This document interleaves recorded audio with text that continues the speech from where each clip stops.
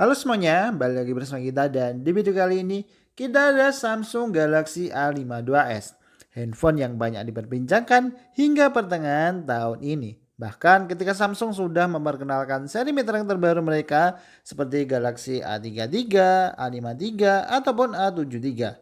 Seri A52s 5G masih banyak menjadi pilihan para user handphone mid range. Saya sendiri setelah mencoba memakai dalam 1 mingguan terakhir, langsung nyaman pakai handphone ini. Tapi sebelum kita lanjut, kita akan bahas dulu bagian desain. Untuk desainnya, sekilas tampak hampir sama seperti Samsung A series terbaru lainnya. Di sisi sebelah kanan ada volume atas bawah dan tombol on off. Di sisi bawah ada lubang speaker, port USB Type-C dan juga jack audio. Di sisi atas ada slot SIM card dan samping kiri polosan aja. Desainnya cakep, materialnya juga terasa nyaman digenggam karena tidak terasa licin di telapak tangan. Kemudian pilihan warnanya juga cakep. Warna-warna pastel yang cukup memikat, adapun warna yang sedang kita review sekarang adalah warna hijau toska muda. Balik lagi ke pembahasan awal. Seperti yang kita bilang tadi, setelah 1 minggu pemakaian kita langsung nyaman pakai handphone ini. Alasan pertama tentu performanya. Dengan chipset Snapdragon 778G yang tentunya terlalu jauh berbeda dengan Samsung A52 reguler.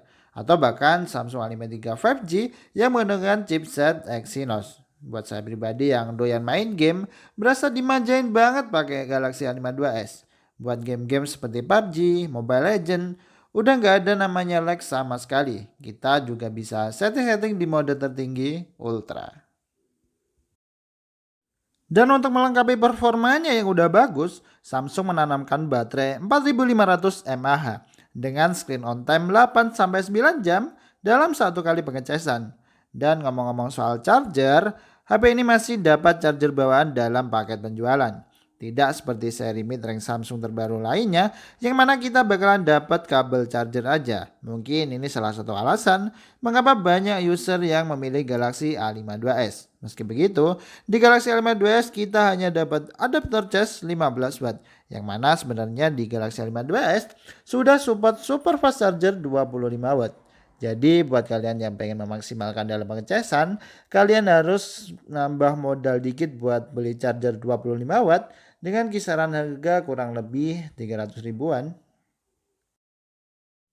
Beralih ke aspek lain yaitu layar. Di Galaxy A52s kita dapat refresh rate hingga 120 Hz. Buat saya pribadi yang masih sering pakai handphone jadul dengan refresh rate 60 Hz, bakal kerasa banget bedanya.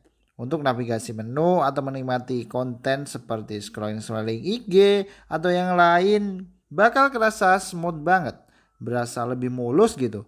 Kemudian panel layar yang digunakan di Galaxy A52s memakai andalan Samsung yaitu Super AMOLED dengan layar seluas 6,5 inci dengan resolusi 1080 x 2400 pixel dan rasio 20:9. Kualitas gambarnya tentu oke banget seperti layar AMOLED Samsung pada umumnya. Kita juga dapat speaker stereo yang bakal menjadi perpaduan yang bagus buat kita-kita yang doyan menonton. Tak hanya fitur speaker stereo, fitur-fitur di Galaxy A52s juga cukup banyak, terutama di One UI 3.1. Fitur-fitur seperti Link to Windows, Cure Folder, Kids Mode, Samsung Health NFC, kemudian juga Dolby Atmos. Dan untuk menjalankannya, di Galaxy A52s kita dapat RAM yang cukup gede, yaitu 8 GB. Dan masih ada tambahan fitur RAM Plus yang bekerja secara otomatis menyesuaikan dengan kebutuhan kita. Untuk internalnya, ada satu varian yaitu 256 GB yang bakalan kerasa lega banget. Yang masih bisa diperluas dengan micro SD card hingga 1 TB. Pas banget sih ini buat kita-kita yang pengen beli handphone untuk dipakai dalam jangka waktu yang lama. Selain fitur-fitur tadi, ada juga fitur yang gak ketinggalan di Galaxy A52s, yaitu sertifikasi IP67 anti air dan debu. Yang mana fitur ini gak banyak dimiliki oleh kompetitor lainnya dari merek lain. Lanjut kita bahas pada kualitas kamera.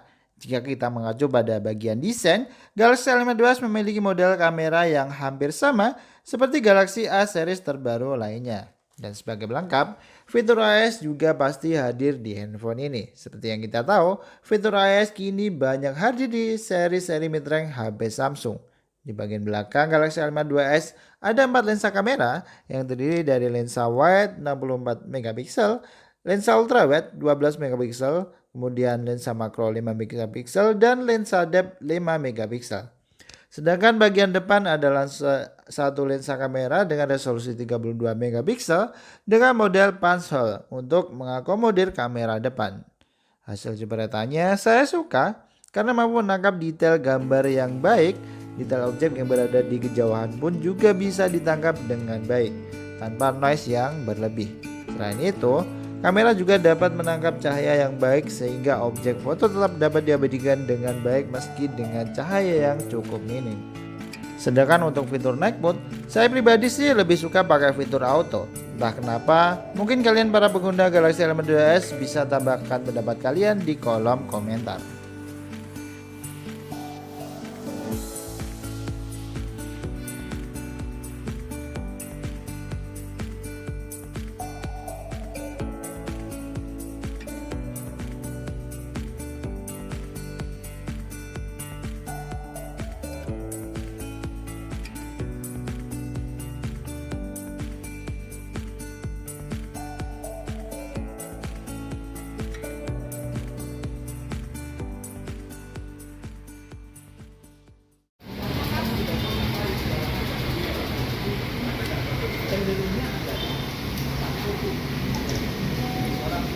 Video kayak gini.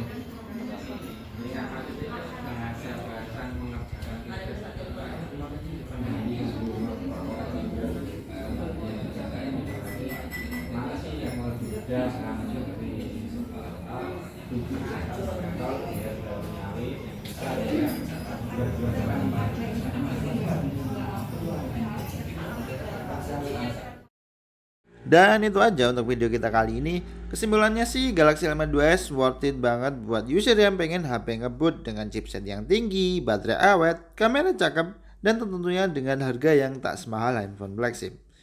Dan itu aja, sampai ketemu di video kita yang selanjutnya. Sampai jumpa.